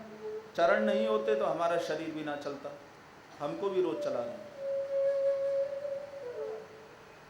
हे पांडवों, तुम भारत के सम्राट हो, मुझे प्रसन्नता है। देखो, तुम धर्म के पक्ष में थे, इसलिए तुम्हें विजयश्री की प्राप्ति हुई। अपने को केवल निमित्त ही समझना, कारण तो केवल श्री कृष्ण है। बस अलग अलग धर्मों की शिक्षा देने लगे पितामह भीष्म। दान धर्म की शिक्षा दी, राज धर्म की शिक्षा दी, मोक्ष धर्म की शिक्षा दी, देवी द्रौपदी को स्त्री धर्म की शिक्षा दी, फिर इन सबको भगवत धर्म की शिक्षा इन्होंने प्रदान की और कहा, जीवन में 2 बातों का ध्यान रखना पांडवों। पहला, आंखों के सामने कभी पाप को ना होने देना। पाप करने वाला पापी और पाप को आंखों से होता हुआ देखने वाला वो महापापी। इसलिए आंखों से कभी पाप होते हुए ना देखना, और यदि रोकने का सामर्थ्य हो तो उस पाप को होने से रोक देना, और यदि बल ना हो तो उस स्थान को छोड़कर के दूर चले जाना। दूसरा, शरण में यदि एक बार शत्रु आ जाए तो उसको क्षमा कर देना। क्षमा ही वीरों का आभूषण होती है। कायर क्षमा करना नहीं जानता, वीर ही क्षमा करना जानता है। जैसे ये 2 बातें कहीं, देवी द्रौपदी ने तो हंसना प्रारंभ कर दिया, हंसने लगी। पितामह भीष्म प्रवचन कर रहे हों और कोई स्त्री हंस जाए, ये तो बहुत बड़ी बात है। सबकी दृष्टि द्रौपदी की ओर घूम गई। टेढ़ी हो गई भ्रक्ति पितामह भीष्म की। क्यों बेटी? तेरे पतियों को उपदेश कर रहा हूं तो तुमको हंसी आ रही है? क्या मैंने कोई गलत बात तुम्हारे पतियों को बोल दी? क्या मेरे उपदेश में कोई कमी है? ये हंसी क्यों? देवी द्रौपदी ने कहा पितामह नहीं, कोई कारण नहीं, बस ऐसे ही हंसी आ गई। कहा नहीं नहीं नहीं, कुलवती स्त्रियां भरी सभा में बिना किसी कारण कभी हंसती नहीं है। और यहाँ ये सब बड़े बड़े महात्मा खड़े हैं मेरे चारों ओर, तुम्हारे 5 पति खड़े हैं, श्री कृष्ण स्वयं यहाँ खड़े हुए हैं, मेरे प्रवचन के बीच में तुमको हंसी आई है, इसका कारण भी अवश्य होगा, इसलिए बताओ क्या कारण है? द्रौपदी के नेत्रों से जल गिरने लगा और कहा कि आपके हृदय को ठेस लगे ऐसा मेरा उद्देश्य नहीं, लेकिन जिस सिद्धांत का पालन आपने अपने जीवन में नहीं किया उसका उपदेश आप मेरे पतियों को कैसे कर रहे हैं, मुझे समझ में नहीं आ रहा। पांडवों को तो ठीक ना लगा कि द्रौपदी क्या कह रही है। पितामह आपने अभी अभी कहा कि आंखों के सामने पाप होते हुए नहीं देखना चाहिए, यदि सामर्थ्य हो तो पाप को होने से रोक देना चाहिए, और यदि सामर्थ्य ना हो तो उस स्थान को छोड़ करके चले जाना चाहिए। मैं आपसे ये पूछना चाहती हूं कि जब हस्तिनापुर की भरी सभा में दुशासन मुझे निर्वस्त्र करने का प्रयास कर रहा था, उस सभा में सबसे आगे आप ही बैठे हुए थे, और मैंने आपको सहायता के लिए पुकारा। मैंने आपसे ये प्रश्न किया कि जो पांडव स्वयं जुए में हार गए हों अपने को, वो मुझे दाव पर कैसे लगा सकते हैं। मैंने आपकी ओर देखा तो आपने अपने सिर को झुका लिया। यदि आप चाहते, आपकी भक्ति टेढ़ी होने मात्र से ही दुशासन में क्या सामर्थ्य था जो मेरी साड़ी का स्पर्श भी कर लेता। मुझे निर्वस्त्र करने का प्रयास करता रहा और आपने अपने सिर को झुका लिया। ना तो उस महापाप को आपने होने से रोका और ना ही आप हस्तिनापुर की सभा को छोड़ करके गए। तो जिस सिद्धांत का पालन आपने नहीं किया अपने जीवन में, उसका उपदेश आप मेरे पतियों को कैसे कर रहे हैं, ये बात मुझे समझ में नहीं आ रही। पांडव तो अवाक रह गए और हिचकियों के साथ पितामह भीष्म ने रोना प्रारंभ कर दिया, रोने लगे। श्री कृष्ण के भी नेत्र सजल हो गए, रोने लगे और कहा बेटी तुमने बिल्कुल सत्य कहा। मुझे अपने पूर्व के 124 जन्मों की कथा याद है। मैंने कभी किसी जन्म में कोई पाप नहीं किया। तो फिर क्या तुम जानना नहीं चाहती कि मैं 57 दिनों से अर्जुन की बाणों की शैया पर क्यों पड़ा हुआ हूं? 10,000 बिच्छू एक साथ मिलकर के जब डंक मारते हैं तो इतनी पीड़ा मुझे अर्जुन के एक बाण से हो रही है। मेरे शरीर में तो असंख्य बाण लगे हुए हैं, फिर 57 दिनों से मैं क्यों पड़ा हूं इस बाणों की शैया पर? केवल उसी एक महापाप को आंखों से देखने के कारण। ये मेरा प्रायश्चित ही है। दुर्योधन के दूषित अन्न से बना हुआ रक्त, उसकी एक एक बूंद मेरे शरीर के बाहर निकल गई। अब मैं पवित्रता का अनुभव करता हूं। अब मैं निश्चिंत होकर के अपने शरीर को त्याग सकता हूं। इच्छा मृत्यु का वरदान है मेरे पास। मैं उसी पाप का प्रायश्चित कर रहा हूं। पितामह भीष्म के नेत्र सजल। सूत जी कहते हैं शौनकादि ऋषियों, पितामह भीष्म ने देवी द्रौपदी को कहा बेटी, रामचरित्र का सबसे अधम पात्र जितना श्रेष्ठ है, महाभारत का ये श्रेष्ठ धनुर्धर उतना श्रेष्ठ नहीं। रामचरित्र का सबसे अधम पात्र गिद्ध जटायु, गिद्ध योनि सबसे अधम होती है। मरने के बाद जो मांस भक्षण करे वो गिद्ध योनि जटायु की, लेकिन उसके बाद भी सीता जी को बचाने के लिए अपने प्राणों की बाजी लगा दी। रामचरित्र का सबसे अधम पात्र जितना श्रेष्ठ है, महाभारत का ये श्रेष्ठ धनुर्धर भीष्म भी उतना श्रेष्ठ नहीं है। परशुराम जी मुझे युद्ध में हरा नहीं सकते। शंकर जी की भुजाओं को मैंने संतुष्ट कर दिया है। ये पांडव तो बच्चे हैं मेरे सामने। ये अर्जुन मुझे बाणों की शैया पर क्या लेटाएगा? लेकिन केवल इसी एक पाप का प्रायश्चित करने के लिए मैं 57 दिनों से बाणों की शैया पर पड़ा हूं। दौड़ते हुए चले जा रहे हैं और कह रहे हैं।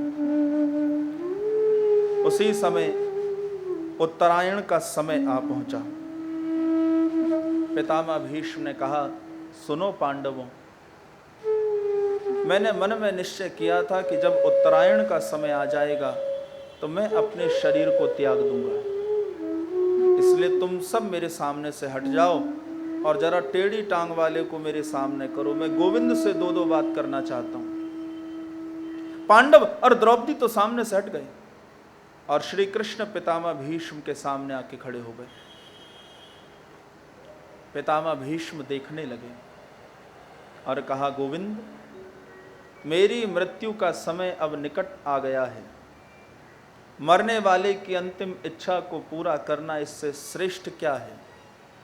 मेरी भी एक अंतिम इच्छा है, क्या आप उस अंतिम इच्छा को पूरा नहीं करेंगे? गोविंद ने कहा, बताइए पितामह, क्या है आपकी अंतिम इच्छा?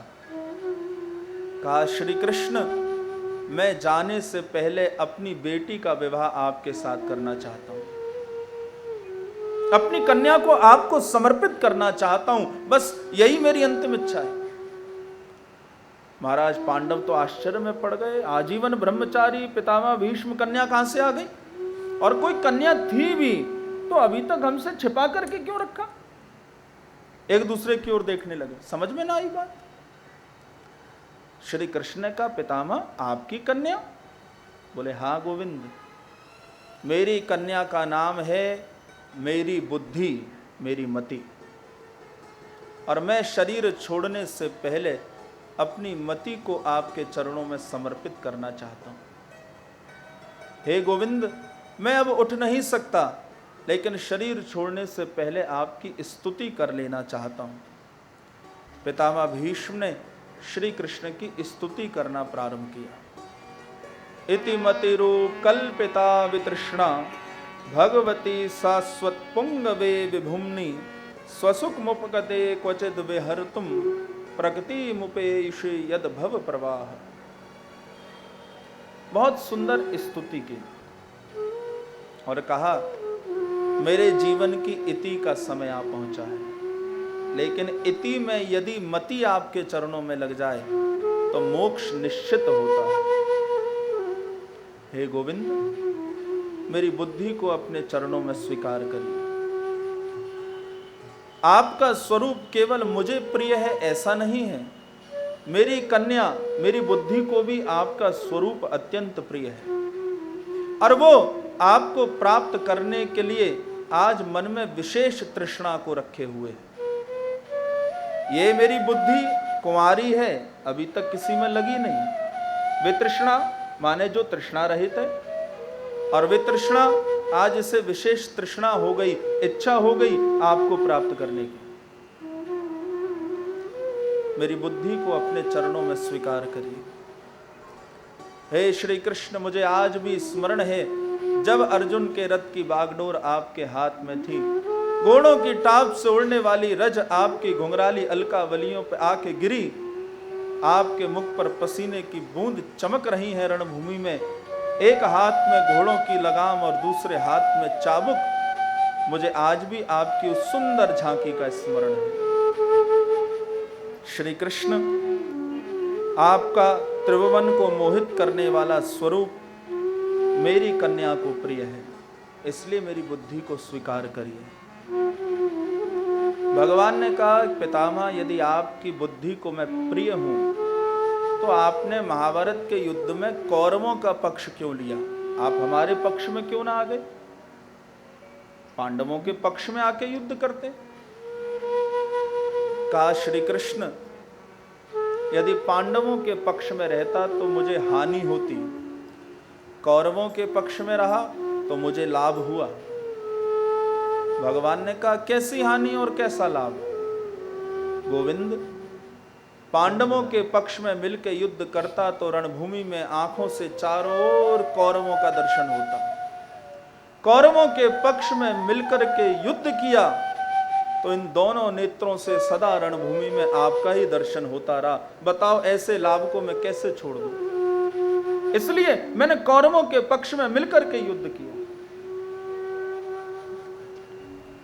आज भी मुझे उस घटना का स्मरण है जब दुर्योधन की बात से आहत होकर के मैंने ये प्रतिज्ञा की, आज जो हरि ही ना शस्त्र गहाऊं, आज जो हरि ही न शस्त्र गहाऊं, आज जो हरि ही ना शस्त्र गहाऊं, आज जो हरि ही न शस्त्र गहाऊं, तोला जो गंगा जननी को, तोला जो गंगा जननी को, तोला जो गंगा जननी को, तोला जो गंगा जननी को, शांतनु सुत ना अब मैं कहाँ,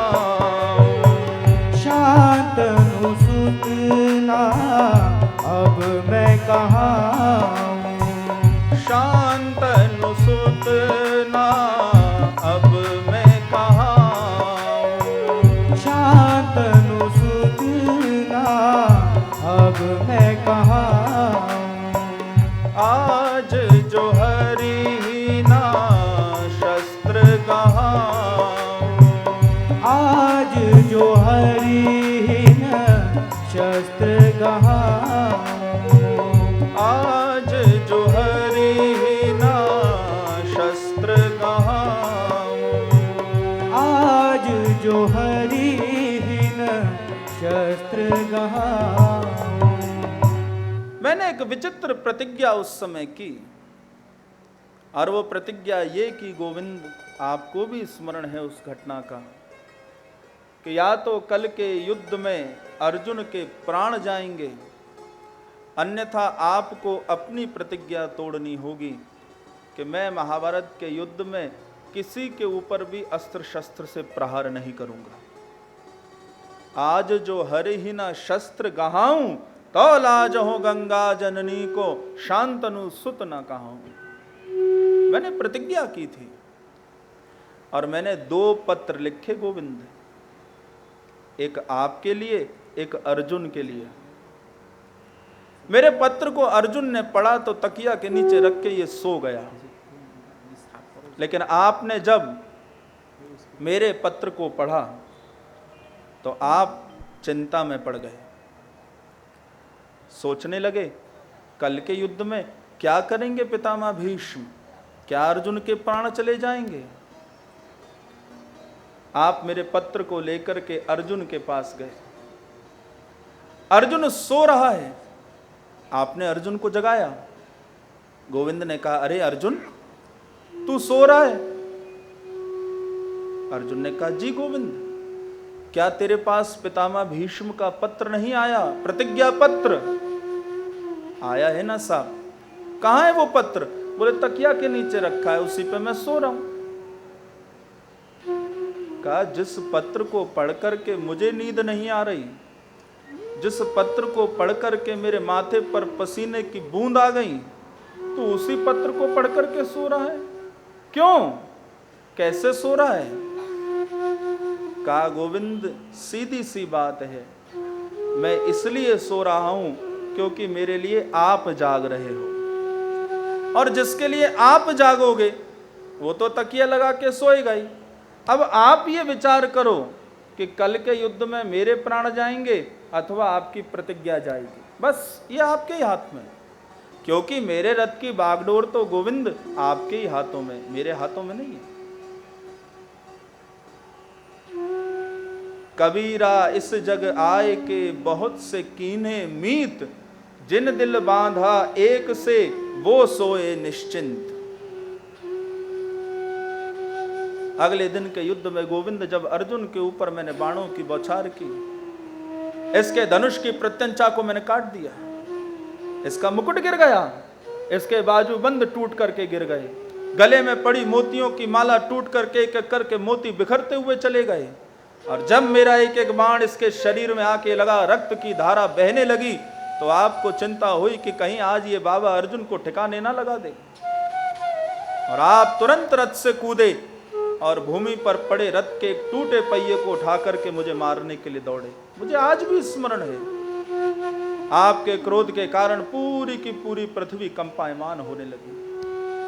आप उस समय सिंह के समान थे तो मैं भी किसी हाथी से कम नहीं था। मैंने अपने धनुष्मान नीचे रख दिए और हाथ जोड़ करके खड़ा हो गया।